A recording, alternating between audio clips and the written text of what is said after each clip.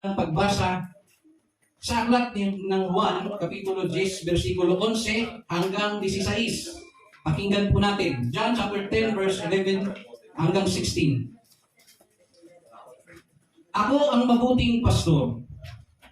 Ibinibigay ng mabuting pastor ang kanyang buhay dahil sa mga tupa. Number 12. Ang nagpapaupa at hindi ang pastor na hindi may-ari ng mga tupa ay nakikitang dumarating ang lobo at pinababayaan ang mga tupa at tumatakas at inaagaw sila ng lobo at pinangangalat. Number 13. Siya'y tumatakas sapagkat siya'y upahan at hindi pinagmamalasakit ang mga tupa. Number 14. Ako ang mabuting pastor at nakikilala ko ang sariling akin at ang sariling akin ay nakikilala ako. 15. Gaya ng pagkakilala sa akin ng Ama at ng sa Ama ay pagkakilala ko. At ibinigay ko ang aking buhay dahil sa mga tupa. Number 16. At mayroon akong ibang mga tupa na hindi sa kulungan ito. Sila'y kailangan din namang dalhin ko at kanilang diringgin ang aking tinig at sila'y magiging isang kawan at magkakaroon ng isang pastor. Ang layunin po ng ating pag-aaral sa oras na ito ay akin pong maipakilala sa inyo kung sino po ang pastor na dapat niyong kilalanin. Okay? Ang title po ng aking message, mga kapatid, The Good Shepherd. Praise the Lord. The Good Shepherd and the Heart of the Service. May dalawang bagay po tayong pag-aaralan, mga kapatid. Inuulit ko po. The Good Shepherd and the Heart of the Service. So, ibig sabihin, mga kapatid, ang mabuting pastor at ang puso sa gawain. Ngayon, mga kapatid, para sa paninimula, ang pagpapastor, mga kapatid, ay hindi po madaling trabaho. Naniniwala po ba kayo? Amen. Hindi po madali, mga kapatid. Ang magpastor, lalo na po kung ang mga pinagpapastulan ay mga hindi pare-parehas na mga tupa. Yan. So, hindi po ito madali, mga kapatid. At dapat din po natin tandaan na hindi po lahat ng pastor ay isinugo. Maniwanag po ba? Hindi po lahat ng naririnig ninyong nangangaral ay isinugo. Pag sinabing isinugo, ipinadala. Ibig sabihin ng ipinadala, pinili sila sa isang tatanging-tanging gawain, mga kapatid. Hinirang sila ng Diyos para ipadala, para i-deliver sa tao ang plano ng Diyos sa kanilang buhay. O ipahayag ang salita ng Diyos. So dito po, mga kapatid, if the pastor is sent, mga kapatid, they went. Kung ang isang pastor ay isinugo, mga kapatid, humahayo sila. But ito po dapat nating tandaan, mga kapatid, na hindi po lahat ng humahayo ay isinugo. Hindi lahat ng nag-outreach isinugo. At tandaan niyo po. So ano po ang punto ng ating pinag-aaralan, mga kapatid? There are some pastors, mga kapatid, even they are not sent because they think they are intellectual. Ibig sabihin, mga kapatid, may mga pastor na kahit hindi isinugo, ay isinugo sila sa sarili nilang mata kasi tingin nila sila ay matalino. Sila, mga kapatid, ay may kakayahan. Sila, mga kapatid, ay entitled. So, walang karapatan sa lupa ang magsalita ka ng ikaw ay pastor, gayong walang kang titulo. Noon naman yung mga kapatid. So, ito po dapat ninyong tandaan. Kapag binaybay po natin at pinag-aralan ang salitang pastor o ang pastor, mga kapatid, pag ikaw po ay pastor, sa biblical explanation, mga kapatid, ikaw dapat ay mayroong pinamumunuan na kawan ng Diyos. Ibig sabihin, meron kang nasasakupan ng mga taong sumasampalataya sa Diyos. Gaya po ng Iglesia sa Corinto, Iglesia sa Efeso, mga kapatid, Iglesia sa Colosas, mga kapatid. So, bawat bahay o bawat baryo o bawat city, meron kang pinamumunuan. At ikaw ang itinalaga ng Diyos doon para magpastor. Naman po ba natin? Pero sa ating modern time, mga kapatid, you can be a pastor without a church. So, magkaiba. Ibig sabihin, mga kapatid, may mga pastor po ngayon na nagiging pastor sila kahit wala po silang hinahawakang church. Wala silang pinamumunuan. So, taliwas ito, mga kapatid, doon sa inihahalan ng Biblia. Na kapag ka Biblia ang pagbabasihan, pag once na ikaw ay pastor, meron ka dapat pinamumunuan. Ibig sabihin, parang ganito. Hindi ka ba pwedeng, porket magaling ka lang mag-basketball, ay basketball player ka na. Naunawanin niyo, mga kapatid. Ganyan din, hindi porket marunong kang mag-drive, ay driver ka na. Naunawaan natin mga kapatid, pag sinabing driver ka, ibig sabihin meron kang car. Pagka ikaw ay basketball player, internationally mga kapatid, dapat nandun ka sa NBA, wala ka dyan sa lista. At feeling mo, ikaw pinakamagaling, Kali Irving. Di ba? So, kailangan mga kapatid, ay naroon ka sa titulong meron ka. Kapag bombero ka mga kapatid, dapat may suot kang pang bombero at meron kang binubomba na tubig. Di ba? Off duty ka. Hindi ka pa kilala. Di ba? Pagka may sunog mga kapatid, di ba? Pag hindi kaya ng isang probinsya, mga kapatid, di ba? Mayroong mga responde sa tansa, sa iba, sa Batangas minsan, pag sobrang laki ng kapoy. Di ba? Tinandudun ka. Wala ka pang damit pang ano. Inaagaw mo ngayon ng host. Bumbero ko. Di ba? Gusto mo sipahin kita? Paano ka magiging bumbero? Wala kang bihis bumbero. Nasunog lang sa loob. Pwede ba yung mga kapatid? Hindi pa pwede yung mga kapatid. So ano ibig sabihin mga kapatid? Dapat kung ano ang titulo mo, siya mong pinamumuhay. Siya mong ginagampanan. Naunawaan po ba natin mga kapatid? So malinaw po ba yun mga kapatid? Naunawaan po ba natin? So ngayon mga kapatid, sa pagiging pastor mga kapatid, tatandaan po natin na it is a more than a title. More than a title ito mga kapatid. Minsan kasi pag mayroong nakasubmit sa iyong tsapa ng pagkapastor, pag may masamang espiritu, ikaw agad ang tinatawag. Hindi ka pala maayos sa paglilingkod sa Panginoon. Nakahalubilo. Ako niyan mga kapatid, hindi niya mapaalis yung demonyo. So ano po ibig sabihin mga kapatid? Ang title mga kapatid, without accomplishment is nothing. Walang kwenta mga kapatid ang titulo kung wala kang accomplishment sa buhay. Pastor ka nga! Wala ka namang napapamunuan.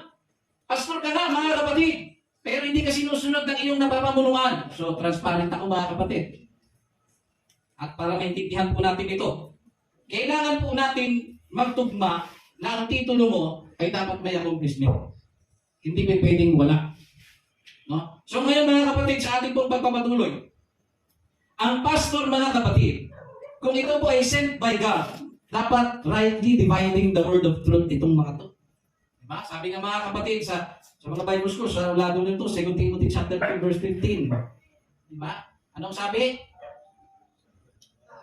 Study to show thyself approved unto God, a workman that needed not to be ashamed, rightly dividing the word of truth. Ang sabi din mga kapatid sa wikang Tagalog, pagsikapin mong umarap ng subok sa Diyos na walang kinahihiya, na ikaw ay nagdi-divide o naghahati-hati ng tama sa salita ng ating Panginoon.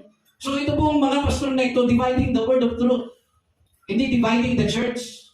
Magkaiba yun mga kapatid. May mga tao mga kapatid na akala nila ay sinugo sila ng Panginoon, piling nila kasi dala nilang salita ng Diyos, pero every time that they are preaching mga kapatid, nahahati ang bawat church. Sabi niya, revival ang nangyayari.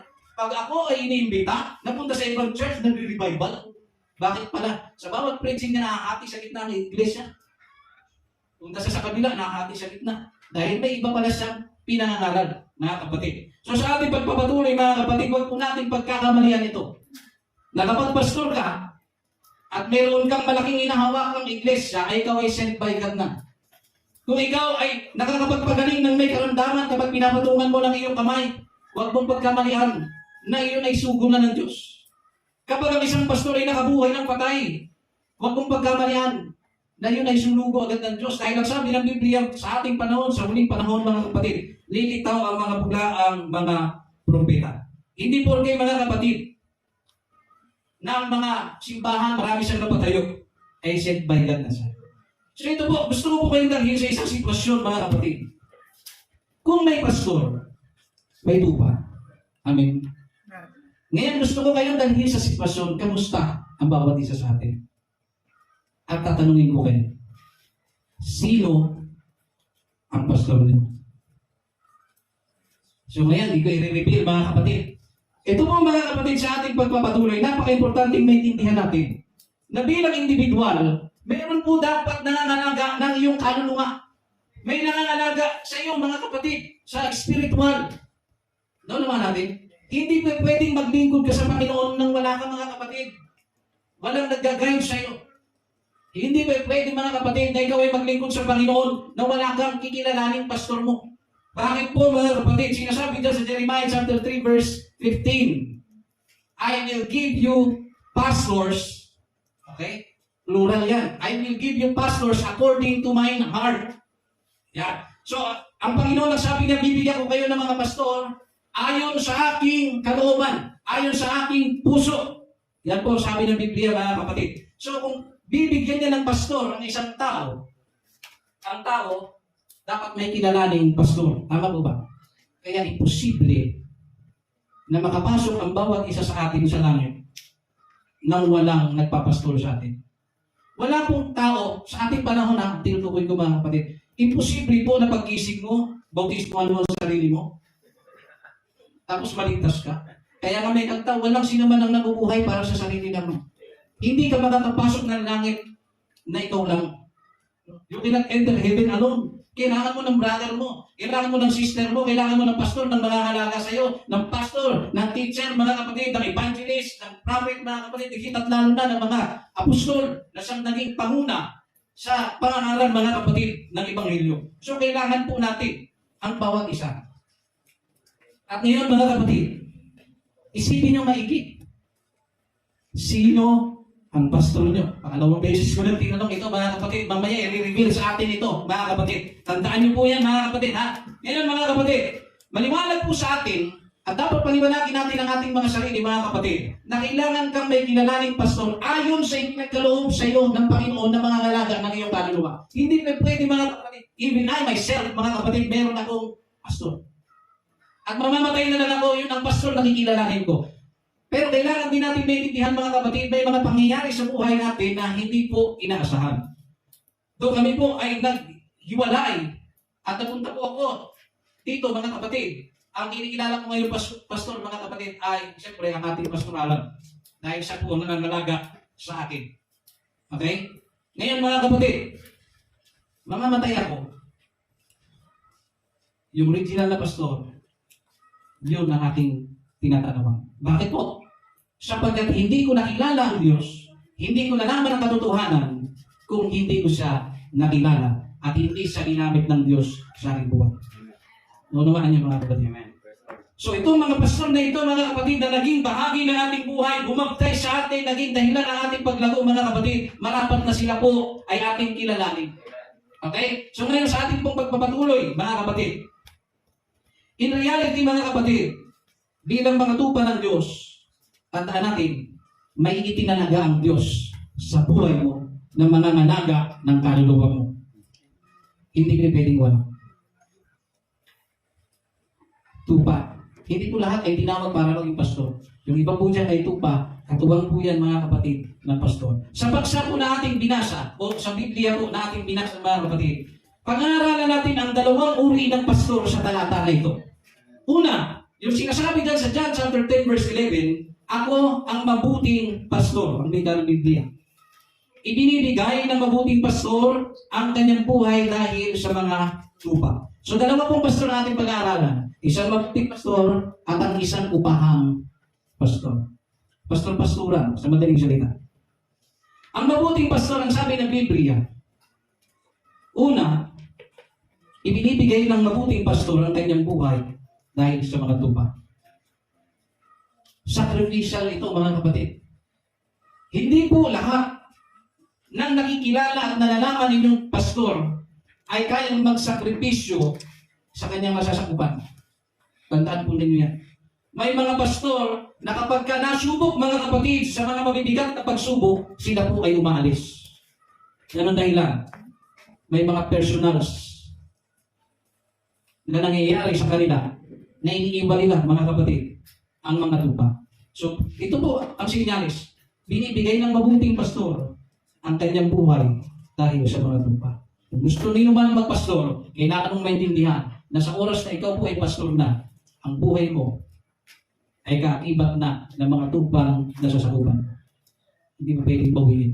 Dahil sa oras na bawiin mo ang calling, ikaw ang musga kung ikaw ang tinutukoy na mabuting pastor. Pangalawa, nakikilala ng pastor na itong mabuti, yung kanya. Si Jesus Christ, mga kapatid, ipinahayag niya sa atin, siya ang mabuting pastor, at ang mabuting pastor na ito, nakikilala niya ang kanya.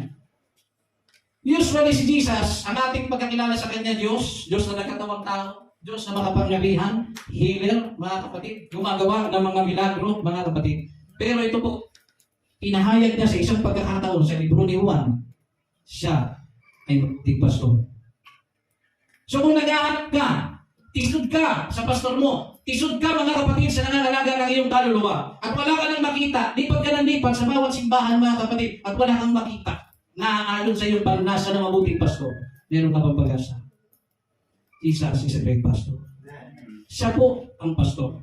At wag po natin itong pagkamalian na mag-set ng standard at boundary sa ating kaisipan patungkol sa pagiging pastor. Marami pong tao mga kapatid sa loob ng iglesia na may mga sarili silang standard pagdating sa pagpapastor.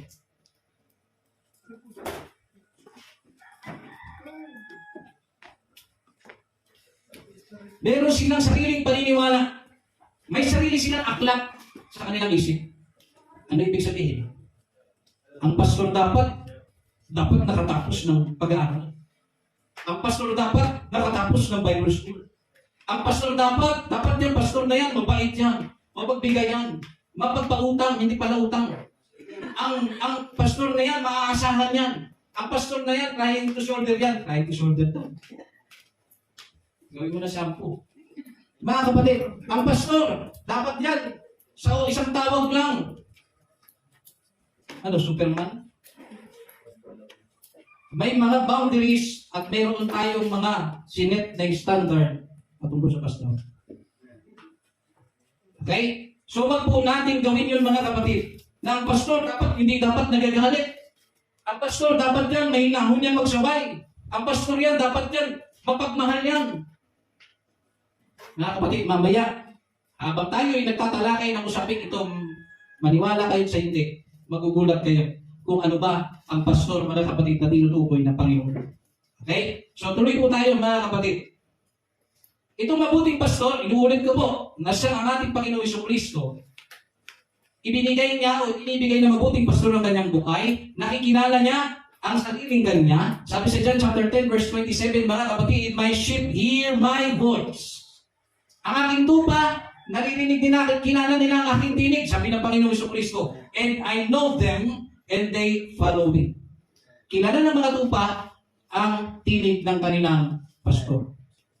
Nakikilala ko sila at sinusunod nila ako. Yan ang sabi ng Biblia. Sabi naman sa 28, and I give unto them eternal life, and they shall never perish. Biruin niyo mga kapatid kung gaano kabuti ang mabuting pastor na ito. Bukod sa kilala ka niya, at kilala mo siya, at sinusunod mo siya, ang sabi ng Bible, binigyan niya ng buhay na walang hanggan ang mga tupa na yun. At yung buhay na walang hanggan na yun, mga kapatid, sinasabi dyan, walang sino man ang pwedeng umagaw sa aking kamay. Ibig sabihin, kung tupa ka ng Diyos, mga kapatid, nasa kamay tayo ng Diyos, walang sino man pwedeng umagaw sa atin, mga kapatid. Buuin ko na po.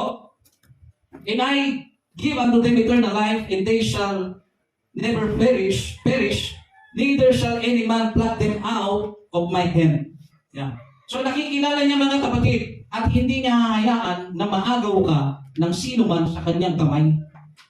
Nakita niyo mga kapatid, kung gaano kabuti ito. So pag naagaw ka sa kamay ng Diyos, ibig sabihin, ano ka? Naunawaan niyo mga kapatid ng talata. Siya ang mabuting pastor, nakikilala niya kung sino ang sa kanya. So hindi lahat ng sa church ay sa kanya. At yung mga nasa kanya na yun, nakikilala ang tinig niya at sumusunod sa kanya. At ang sabi ng Panginoon Hesus, binigyan ko sila ng buhay na walang hanggan. At walang sino mang makakaagaw sa kanila sa aking mga kamay. So kapag ikaw ay nalaglag sa kamay ng Panginoon, ano ka?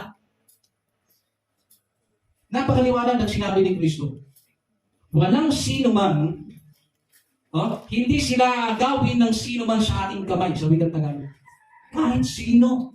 Yung iba dyan mga kapatid, ay mga tao na kung saan hindi sila pinadala, hindi sila tupa, pero may papel sila sa loob. Ano yun?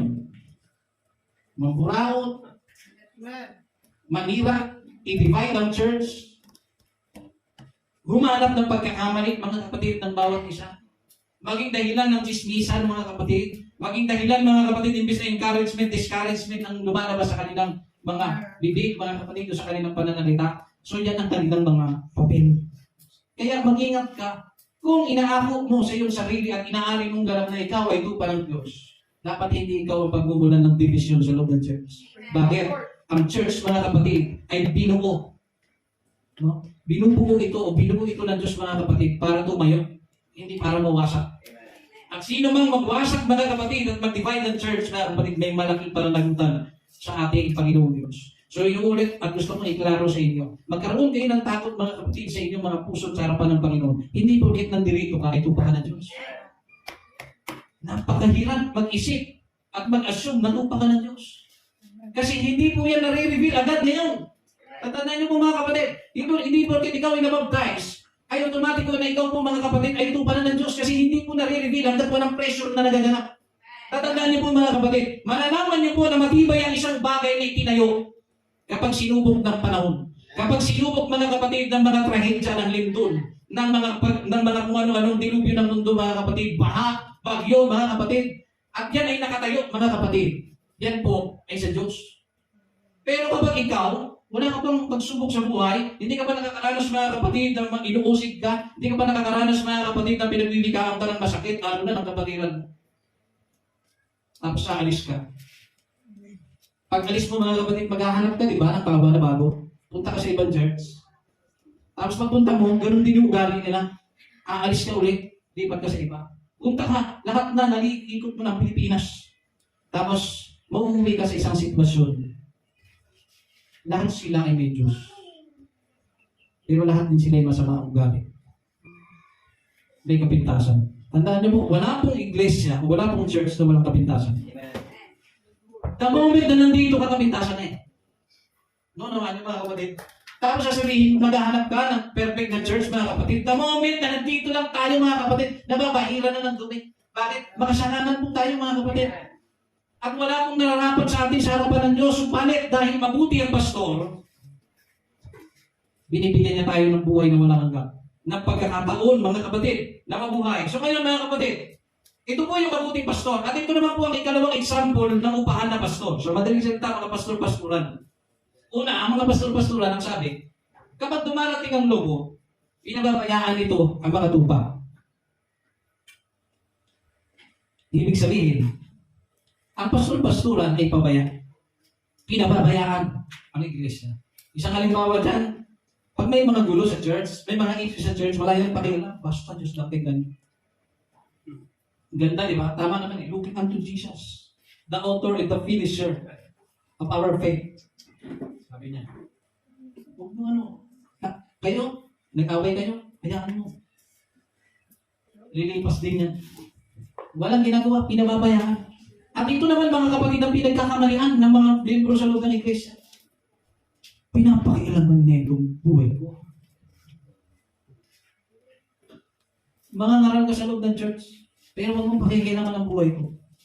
Ay kung ayaw mo pala pakialaman ka, umalis ka. Dahil ang sabi ng Biblia, mga kapatid, ang mabuting pastor, nagmamalasakit ka. So kung hindi ko kayo pakikialaman, lalabas, mga kapatid, ako po ay upahang pastor-pastoran. No? So ngayon, mga kapatid, tuloy po tayo. Pabaya po ang pastor na pastor-pastoran. Pangalawa po, mga kapatid, na mga pastor na hindi po sinend ng Diyos. Sila po ay tumatakas sa oras ng mga pagsubok. Pagdating ng lobo, iniiwan. Hanggang malapa, maubos sila, mga kapatid. Ganyan sila. Pabaya, tumatakas, mga kapatid, sa kanilang mga duty. Ikatlo, mga kapatid, hindi nito ipinagmamalasakit ng mga tupa, mga walang malasakit yan, mga kapatid. Ay, sister, naglalakad na, hayaan nyo. Hindi makasimba, wala daw sasakyan, hayaan nyo rin. Dahil kung tupa yan, maglalakad dyan. Bago-bago nun. Di ba? Gawin ko kaya yun sa anak mo, bago panganak yung asawa mo. Tapos nilabas niya yung anak mo, hindi tao yun.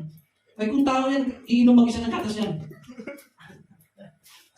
Ganun ba yun, mga kapatid? Kasi ganun ang pagkaka-interpret eh. Kung tao yan ang Diyos, maglalakad yan, kahit gano'ng marami yan. Eh, ganun din naman ang bata eh, ang sanggol eh. Aminado kang tao yan eh. Sabihin mo kung tao talaga yan, magtitip na ng gatas sa sarili yan. Di ba? Anong punto doon, mga kapatid? May process. ng paglago. Dahil yung mga bagong baptize, mga kapatid, hindi naman po yan agad-agad iaalay nila ang buhay nila sa Panginoon. Dahil ang iba, mga kapatid, na mga baguhan, ay kailangan mo pang alalayan. Bombay pa lang, backslide na. Di ba? Sinisigin ng utang ng Bombay, di ko na kaya mapagsubok sa buhay ko. Mabuti pa naman, hindi ako naglilingkod sa Diyos. So, hindi na siya maglilingkod. Di ba? So, ayun po, makina po, mga kapatid, ang mga baguhan, kaya dapat po silang alalayan. So, ito po, inuulit ko po, ang mga upahang pastor, mga kapatid, mga pabaya, tumatakas, at hindi nito pinagmamalasakit ang mga tupa ng Diyos. Pag sinabing tupa, tayo pong mga tao ay inihalin tulad, ininaraman mga kapatid, ng tupa. Bakit po tupa? Kasi ang tupa po ang maamo na hayop. No? Hindi po yan gumaganti. Hindi po yan gaya mga kapatid ng kambing. Kasi dalawa yung inihambing sa loob ng iglesia, may tupa at saka kambing. Ang kambing po mga kapatid, nanunuwag yan eh. Pag itulak mo, ayaw. Pag hinain mo, lumalayo. So magkaiba ang karakteristik nila mga kapatid. So, dito natin makita mga kapatid na in reality, may mga pabaya na pastor. Yung iba dito may mga pinagmulang church. Isipin nyo maigi. Pinabayaan kayo ng pastor nyo, bayaran na dito. At isipin nyo rin maigi. Vice versa. Kaya ba gusto nyo lumayo kasi pinabayaan ko kayo? Kaya ba gusto nyo umalis kasi pinabayaan ko kayo? No? So ito po mga kapatid. Ang ating Panginoong Jesucristo, ang siyang mabuting pastor. Gusto kong itatak sa isip ninyo mula, isip ninyo hanggang puso ninyo mga kapatid. Ang Panginoong Jesucristo ay hindi lamang po basta Diyos natin. Pinahayag niya ang kanyang sarili na siya po ang mabuting pastor. Wala tayong ibang mahanap sa lupa nito mga kapatid. Siya lang ang mabuting pastor na kaya kang damayan sa oras na ikaw ay nangingighati. Sa oras na ikaw ay problemado. Sa oras na ikaw ay mag-isa. Sa oras na nasa harapan mo na ang tali para ibigti ang iyong sarili. Naroon natutong Diyos. So ito po ang Diyos na mabuti. Ito ang pastor na mabuti. Huwag niyo akong haharapan. Huwag niyo akong susubukin. Na meron kayong pastor na pinakamagaling na pastor na inyong nakasalamuha ng bubuhay. Huwag niyo sasabihin sa akin na ang pastor ninyo mga kapatid at sa pinakamagaling mamuno. Huwag niyo sasabihin sa akin mga kapatid na ang inyong pastor ay makakapagpagaling ng may mga sakit. Dahil meron ako nakikilala na higit sa pastor na naiisip ang nakikilala mo. Diyan ang ating Panginoon Jesus. Pastor na kahit kailan hindi nagmalaki kung siya'y nagpagaling. Pastor na saan nagpagaling, inilihin mo kung sabihin. Pero ang kadakilaan ng Diyos magmula sa mga bulag ay nag-uumapaw. Ang bili niya, huwag mong sasabihin. Ganyan po magpagaling ang pastor. Ganyan po magpagaling ang tunay na pastor, ang mabuting pastor, na kapag may nagagawang mabuti, huwag mong sabihin. Humayo ka at maghandog ka sa Diyos. Ganun po mga kapatid, ang mabuting pastor. Kaya pag nakakita kayo ng mga pastor-pastor, nagpapagaling, nakikita nyo sa internet, mga kapatid, hindi lahat ng nagpapagaling ay pastor. Yung iba, upahan. Sinabi na po yan ng Bible. Kaya ang isang qualification ng isang taong sa Diyos, kapag siya'y nakagawa ng mga bagay na himala at mga bagay ukol sa Panginoon, tahimik lang yan. Hindi, lagi niya sasabihin, huwag din yung sasabihin kung sino ang nagpagaling sa inyo. Ganun po ang Panginoon. Ngayon mga kapatid di ba? Nakapagpalakad lang ng isang tao Great doctor na. Mga kapatid, nakakalungkot isipin na ang dami nating kinilalang pastor na dakilang sa buhay natin. Baka ngayon nyo lang nalalaman ito. Ito dapat ang pastor na tiningalan natin. Ito dapat ang Panginoong Hesus, ang pastor na dapat po nating nilapitan. Amen. Ito po ang dakilang pastor na wala ka nang hahanapin pa. So kailangan niyo po itong maintindihan at ito pa. Total, common preach ang sabi ni brother. Naintindihan ko na. Naintindihan ko na ang bawat tao. May mga tao pala mga kapatid sa loob ng church na kahit na nagsisilakbo na ang salita ng Panginoon, may mga tao patay malis niya. Amen. Tama? May mga tao mga kapatid dyan na kahit tinatamaan na, ayaw niyang gumalaw. Diba? May mga tao naman pag tinamaan masyadong obvious. Pagdududahan ko yung tatabi, kumento mo, no? Mga kapatid. Pero isa sa aking napuna, sa aking pag-obserba, kaya pala may mga mahiingay sa church. Silakbo pala yun, mga kapatid, ng Espiritu ng Diyos. Nakanood kayo, di ba, ng basketball? Sino sa inyo fan na fan ni Lebron, saka ni Kerry? Di ba pag na-shoot ang bola, diyan lang ang bahay mo, rinig mo yung sigaw ng tao sa pista. Bakit mga kapatid? Kasi, may points. Kasi, yung kanilang sarili, kahit hindi naman sila taga doon sa lugar na yun, inangkin nila na taga doon sila. Bawat shoot, nagre-response yung kanilang katawan. Nagdadala ng kasiyahan. Eh, sa ating panahon, mga kapatid, nagsalita ng Panginoon, hindi nagdadala ng kasiyahan ng salita ng Diyos. Nagdadala ng discouragement sa iba. Uuwi, mga kapatid, mapungay ang mata dahil pa nakadroga. Ayaw na bumalik. No? Bakit po? Alam niyo ba kung bakit? Bakit? Kasi hindi ako si Jesus. Ano naman? Tingin niyo kung si Jesus ang nandito at nangangaral? Nagre-reklamo kayo? Diba? Pag sinabi mismo ni Jesus, sundin ninyo ang namumuno sa inyo, susunod ba kayo? Susunod kayo. Pero bakit yung salita ni Jesus, sinasabi ko sa inyo, ayaw sumunod? Ayaw sumunod ng iba. Bakit po? Dahil, hindi ako si Jesus.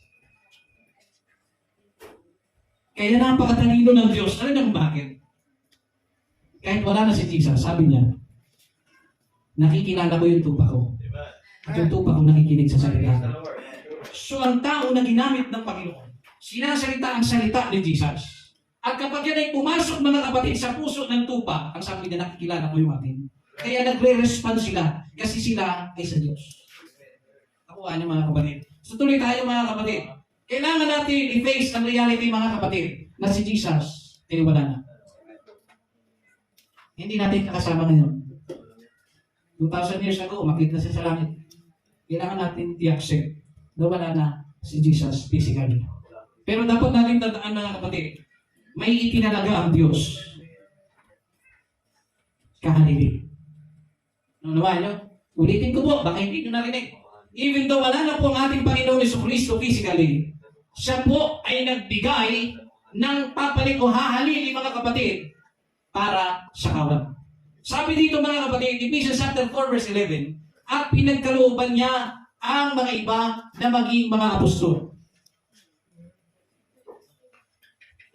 At ang mga iba'y propeta, at ang iba'y ebangelista, at ang iba'y pastor, at mga guro. So 5, binigyan niya, binigay, kaloob ng Diyos sa iglesia. Apostol, propeta, ebangelista, pastor, at ang mga guro. Naman yung mga kapatid. So dahil since na good shepherd ang ating pinag-aaralan, doon tayo magpo-focus sa pastor. Naunawaan niyo. So ngayon, nagbigay ang Panginoon, pinagkalooban niya ang mga iba na maging pastor. So ito po'y kaloob, mga kapatid. Regalo ng Diyos sa iglesia. Dapat maging thankful tayo, mga kapatid, kung sino ang ipinagkaloob sa atin ng mga laga ng ating kaluluwa. Naunawaan po ba natin? Kaya anong dahilan? May rason po ang Panginoon bakit niya ibinigay ang mga offices na ito, mga kapatid. Anong punto? Sabi dito mga kapatid sa Ephesians chapter 12, verse 13. Ang dahilan kung bakit nagkaloob ang Diyos ng pastor, for the perfecting of the saints, for the work of the ministry, for the edifying of the body of Christ. Sa wikang Tagalog, sa ikasasakdal ng mga banal at sa gawaing paglilingkod sa ikatitibay ng katawan ni Kristo. Ibinigay nga ang pastor, mga kapatid, sa iglesia, sa ikatitibay, mga kapatid, ng gawain ng ating Panginoon, sa ikasasakdal, sa pagiging perfect, mga kapatid, for the perfecting of the saint. Gusto ng Panginoon, mga kapatid, maging perfecto, mga kapatid, ang iglesia. At sinasabi dyan, sa gawain ng Diyos, sa bawat ministry. Tumibay. Anong punto? Sa ikatitibay ng katawan ni Kristo. Listen, makikinig mga kapatid. Sabi dito mga kapatid, ibinigay niya ang pastor sa ikatitibay ng iglesia. Hindi niya ibinigay ang pastor sa ikawawasak mga kapatid ng iglesia. Hindi niya ibinigay ang pastor mga kapatid para kayo mga kapatid ay discourage. Dahil nga ito nga ang problema yung pagtanggap natin sa bawat salita ng Diyos na namumutawi lumalabas sa itinalaga ng Panginoon. So ngayon anong nangyayari mga kapatid? Natitipag tayo. Bakit? Nadidiscourage tayo. Kasi ito, realidad. No?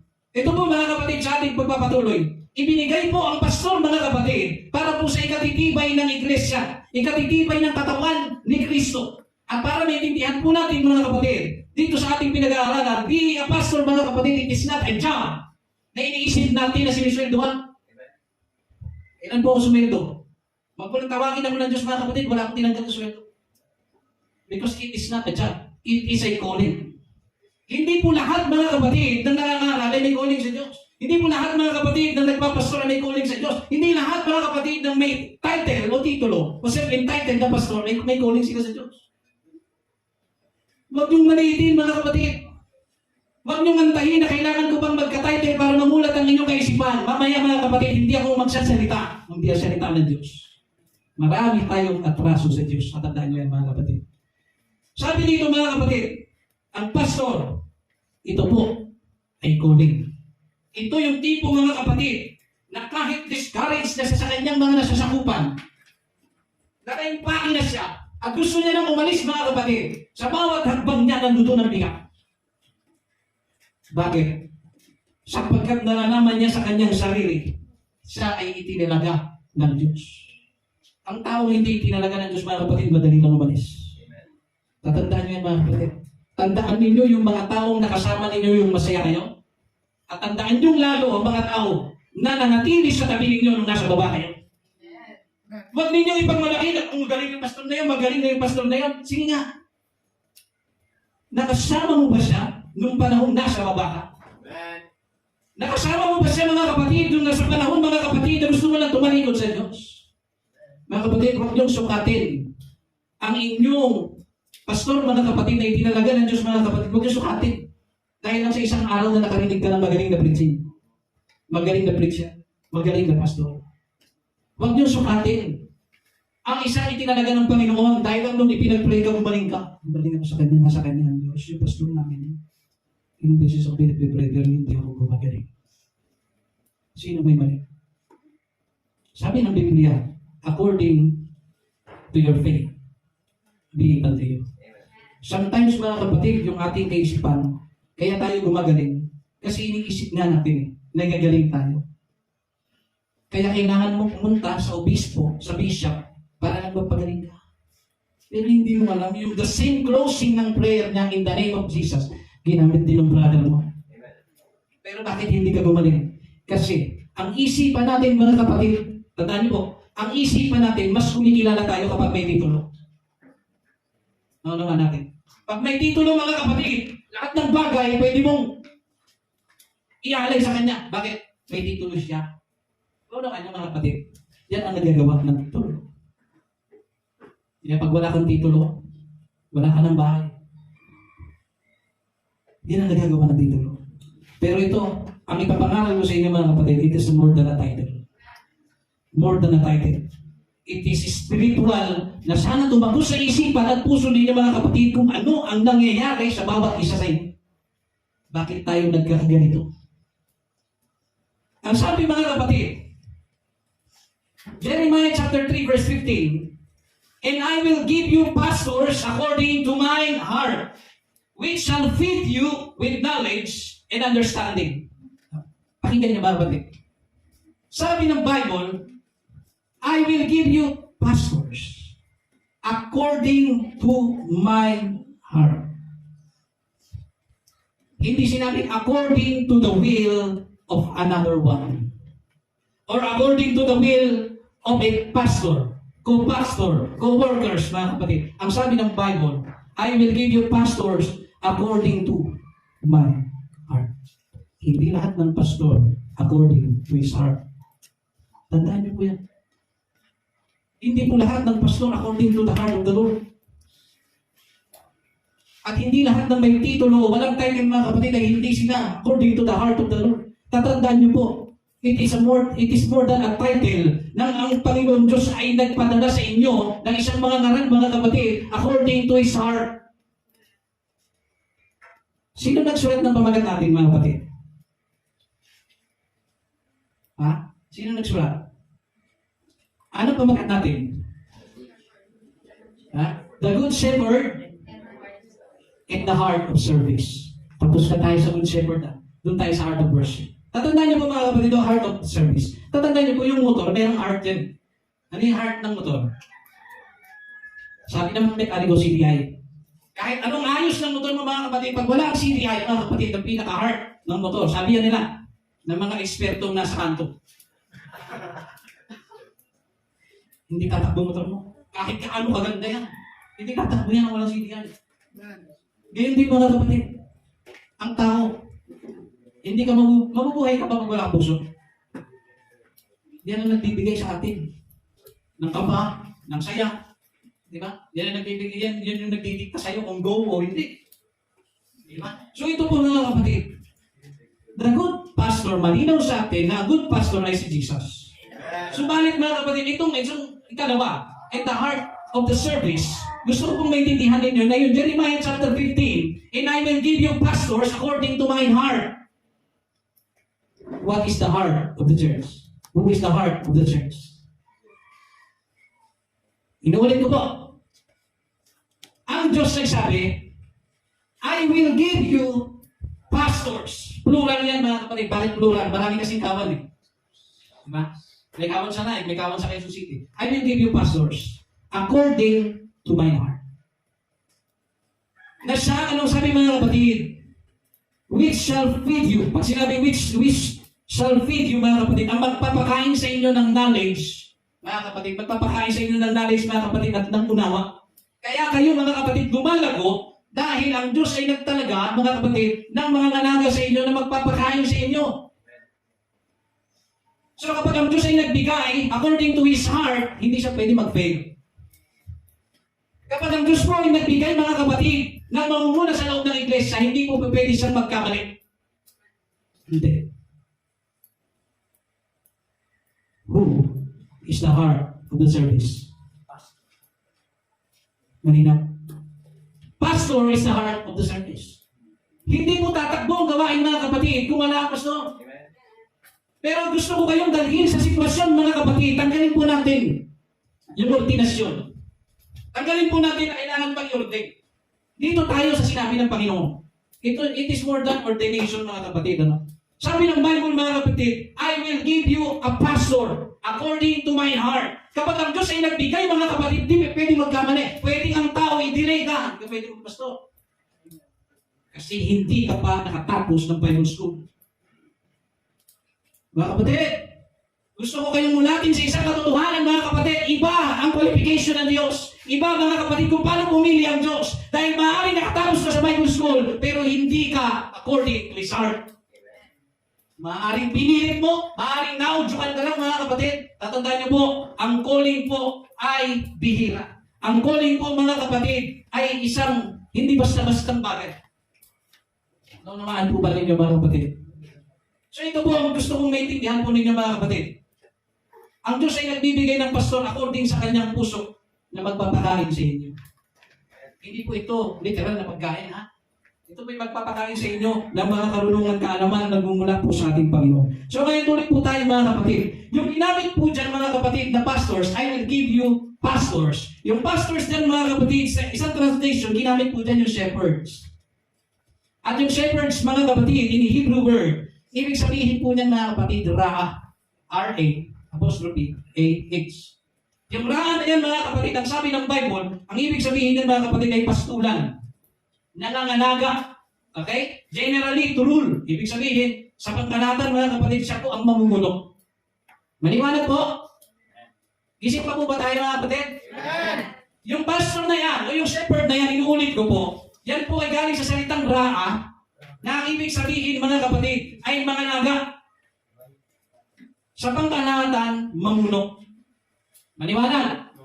Ito po yung pangalawa. Kasi dalawa po ang ibig sabihin. May dalawa po tayong pag-aaralan patungkol sa shepherd. Yung Ra na yun mga kapatid, yun po yung nagpapakain, nag-aalaga mga kapatid, namumuno mga kapatid. Yan yung kanyang meaning. Subalit, kung babalikan po natin, itong tinatalakay natin sa John chapter 10 verse 11, na ako ang mabuting pastor, pastor din ang ginamit dyan.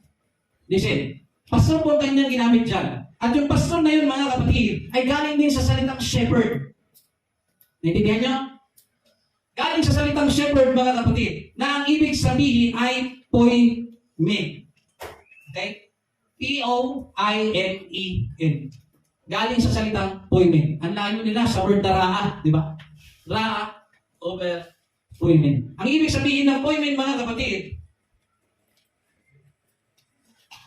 feeder, protector, ruler of all the flock of men. Okay ba? So dito niyo dapat maintindihan na si Jesus, mga kapatid, is a good feeder. Magaling po siya magpakain ng kaalaman sa taong, mga kapatid. At sabi dyan, isa po siyang protector. Isa po siya, mga kapatid, na tagapanguna sa lahat ng kawan, mga kapatid. Yan ang sabi. Subalit kung inyo pong manotice, yung Ephesians chapter 4 verse 11, mga kapatid, yung sinabi dyan, pinagkalooban ng iba na maging pastor, ginamit din dyan ang salitang shepherd na ibig sabihin ay poimen. Yun din ang ginamit. Feeder, protector, mga kapatid, at tagapanguna, mga kapatid, sa lupon ng mananampalataya. May pinagkaiba po ba sila? Wala. Ang pinagkaiba lang, yung poimen sa panahon natin ngayon, namamatay. May hangganan. Hindi katulad ng poimen na namatay na nandun na sa langit, na hindi naman talaga siya namamatay. Ang sabi niya, ako'y kasama ninyo hanggang sa dulo. Ibig sabihin, walang hanggan ang kanyang pagiging poimen. Dito sa lupa, may humalili. Pero kami ay mayroong hangganan. Hindi namin kayo kayang samahan hanggang sa hukay. Naunawaan niyo, mga kapatid.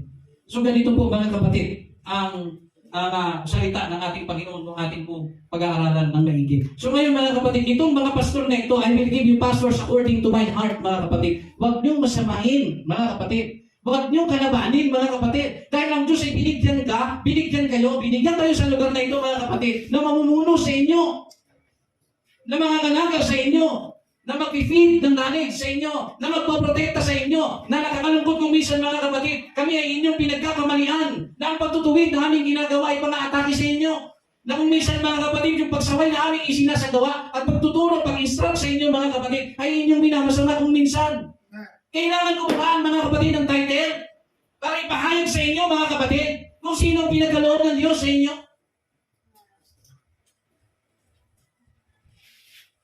Isipin niyo mahigit.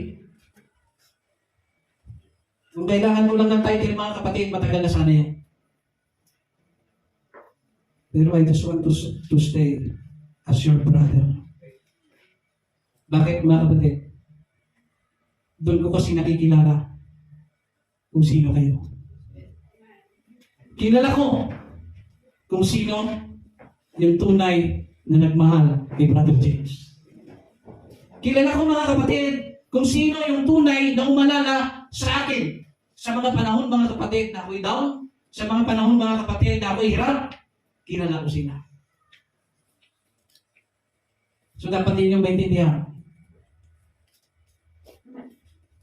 Sino ang pastor na inilagay sa inyo ng Diyos? Speak to the Lord. Sino?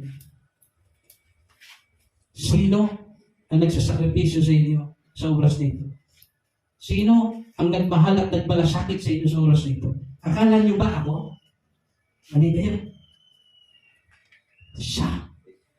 Dahil pinili niya, mga kapatid, ang inyong lingkod, mga kapatid, para daluyan, mga kapatid, to protect you, to feed you, mga kapatid, to love you, mga kapatid. Na kahit na hindi niyo isinuplik, mga kapatid, sa taong gaya ko, masaya na ako basta makita kong sumusunod kayo sa Diyos.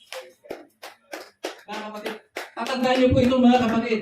Nakakalungkot isipin na sa ating panahon, mga kapatid, kailangan mo ba ng titulo para maintindihan mo, mga kapatid, kung sinong nasa harapan ninyo? Naalala niyo, sabi ng Panginoon. Pedro, sino ako para sa iyo? Di ba tinanong siya? Ang iba nagsasabi, ikaw ay propeta. Ang iba, ikaw ay si Elias na muling kabuhay. Pero sabi niya, sino ako sa iyo? Ikaw ang anak ng Diyos. Huwag nyo lang i-considera na ako'y pastor. Gusto ko lang maintindihan ninyo at isasaysay ko sa inyo. Walang ako. At hindi ako magtatagal ng ganito. Hindi ako magtitiis ng ganito. Nung ako'y nag-aaral kahapon. Kaya pala. Kaya pala kahit pagod na ako, ayoko pa rin sumuko. Nung binasa ko mga kapatid, ang sabi niya, I will give you a pastors according to mine heart. I understand why. Na maraming panahon na pwede naman akong umalis mga kapatid. Pero kahapon mga kapatid, ako'y naliwanagan sa Panginoon. Naintindihan ko. Naintindihan kong maigi. Ngayon ko lalong naintindihan, hindi ako magtatagal ng ganito. Hindi ako galing sa puso mo. Mga kapatid, gusto ko itong tapusin sa ganito. Naranasan niyo bang magbigay ng isang bagay sa isang tao? Gusto niyo magbigay? Birthday, etc. Girlfriend, boyfriend. Binigay niyo. Ano ang ginawa ninyo? According to your will or according to your heart nung nagbigay ka? Tatandaan niyo po sa pagbibigay. Gaya ng sinabi rin ng Bible, according to your heart. Sa kapwa pag nagbigay kayo, dapat according to your heart. At alam niyo ba, ang pinakamasakit mga kapatid, at alam ko agree kayo, nagbigay kayo ng sa tingin niyo the best. Iniyalay mo sa tao. Tapos nakita nyo yung away kayo, naghiwalay kayo mga kapatid, nakita nyo sinunog. Ano ang nararamdaman ninyo? Kung binigay nyo yan according to your will, hindi ka ganyan masasaktan. Pero nasaktan ka kasi binigay mo according to your heart. Sa tingin nyo, ilang beses nyo sinaktan ng Diyos? Ilang beses ninyong sinaktan ang puso ng Diyos? Sa oras mga kapatid, na ako mga kapatid ay pinagkakamalian ng maraming tao mga kapatid o ng ibang kapatiran, sa tingin ninyo, gaano kasakit mo sa harapan ng Diyos? Binigyan na kayo. Pinakain na kayo ng Diyos. Pinunodektahan na kayo ng Diyos. Gumamit na siya ng tao. Pero anong ginawa ninyo? Sinasaktan natin. Hindi yung tao ng Diyos. Yung kanyang puso. Because He gives us a pastor, mga kapatid, according to His heart. Alam ko mga kapatid, ang puso ninyo hindi matigas. Tumitigas ng mga kapatid dahil may mali kung minsan. Para mapanatili ninyo mga kapatid ang galit ninyo sa akin, kinakailangan ninyo mga kapatid ng malaking motivation. Kailangan ninyo paniwalain ang inyong sarili, ang inyong kaisipan na ako'y mali para ma-maintain ninyo ang galit ninyo. Para mapanatili ninyo mga kapatid, para mapanatili ninyo na mali ang pagtutuwid sa inyo, kailangan nyo kipkimin ang galit ninyo mga kapatid. Dahil kung hindi ninyo kikimkimin, hindi nyo mapapatunayan na may mali. Pero ang totoo, ikaw ang mali. The more na sinisiksik mo sa iyong puso ang galit, sa puso na inilagay ng Panginoon mga kapatid, wala kang ibang sinasaktan kundi ang sarili mo at ang Diyos na nagbigay, nagkatoob sa iyo.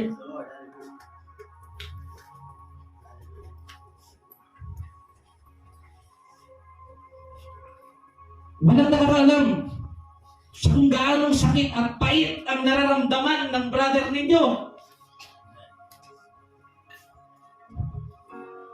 Because of brother. Dahil sa kanya, hindi pilit ko umawak. At hindi ko naaantayin, may iba pang pastor na tumayo para ipangaral ito sa inyo. Kailangan nyo maintindihan at sagutin sa harapan ng Panginoon. Sino ako sa inyo? Pag nasagot nyo yan ang magdidikta kung paano ninyo ako pakikitunga. Yan ang magdidikta mga kapatid kung paano ninyo ako iibigin. Kung paano ninyo ako itatangit. Kung paano ninyo ako mga kapatid iintindi. Wala akong hinangat sa iglesia itong mga kapatid kundi ang mapabuti kayo. Wala akong hinangat mga kapatid sa inyo.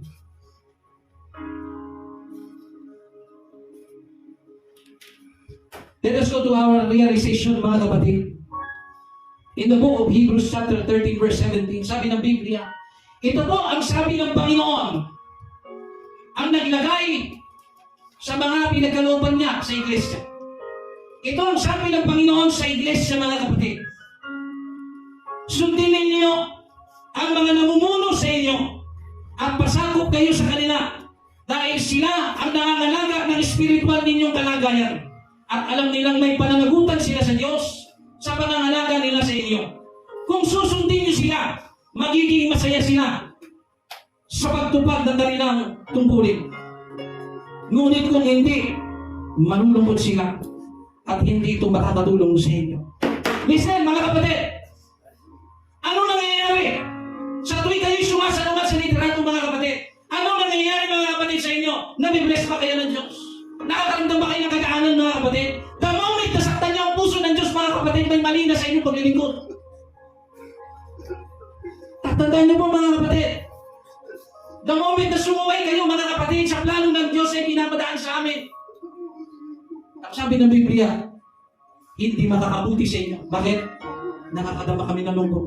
Alam namin kasi ang mangyayari kung hindi kayo susunod. Maliwanag na sinasabi ng Biblia, mga kapatid, magiging masaya sila sa pagtupad ng tungkulin nila kung kayo susunod, mga kapatid.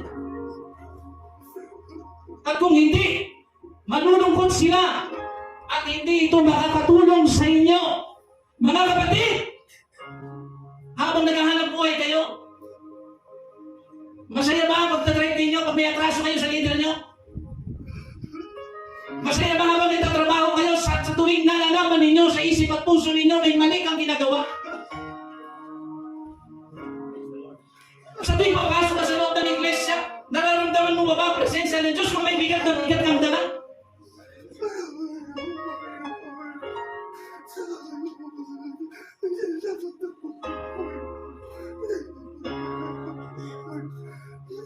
Tulad ninyo, minsan din ako naging bata sa pananampalataya. Many times kong sinaktan ang puso ng Diyos. Aking pastor. Many times na pinangunahan ko aking pastor. Many times, mga kapatid, na sinuway ko aking pastor. Nagkaroon lang kami ng pagtatalo, mga kapatid, pagdating na sa doktrina at kailangan ko ng tumayo. Pero lahat ng bagay na yun, na pagsalungat, hindi ko pagbigay ng pabor nung naranasan kong marunong. I realize, naiintindihan ko ang kamalian ko. Sabi ng Diyos, kung ano ang iyong itinanim, aanihin mo. Kailangan ko tanggapin. Kailangan kong bayaran ang presyo.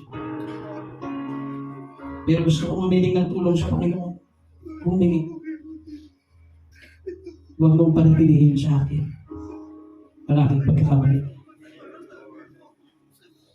Gusto kong maglingkod sa Panginoon sa paraang nais niya, hindi sa akin. Mga kapatid,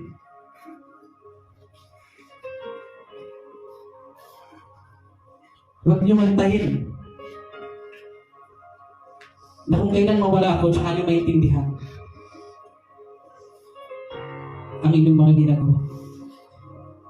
Alam niyo po itong preaching na ito. Hindi po ito basta preaching. Ito po ay pagkising sa atin. Gisingin ang ating kamalayan. Nasa tuwing sinasaktan ninyo, mga kapatid, ang mga leader ninyo, sinasaktan ninyo ang Diyos.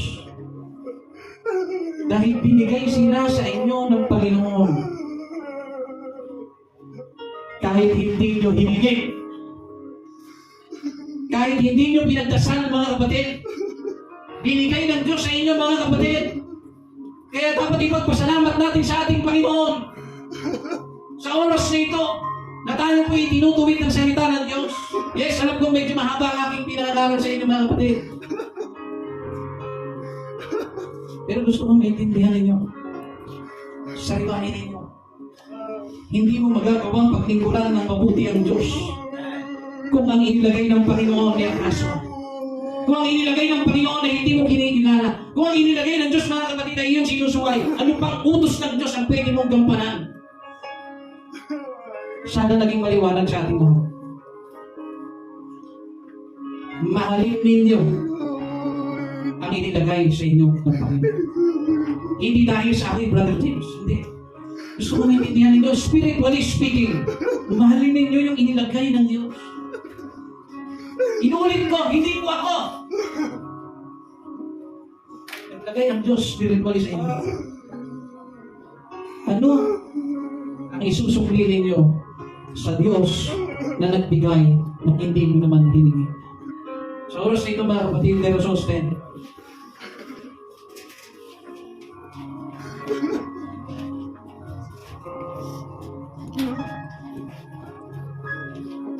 Mga kapatid, hallelujah.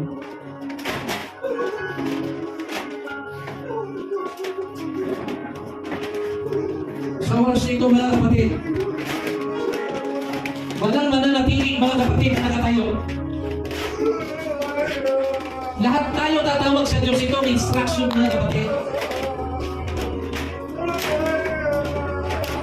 Sariwain natin mga kapatid ang paglilingkod natin sa Panginoon.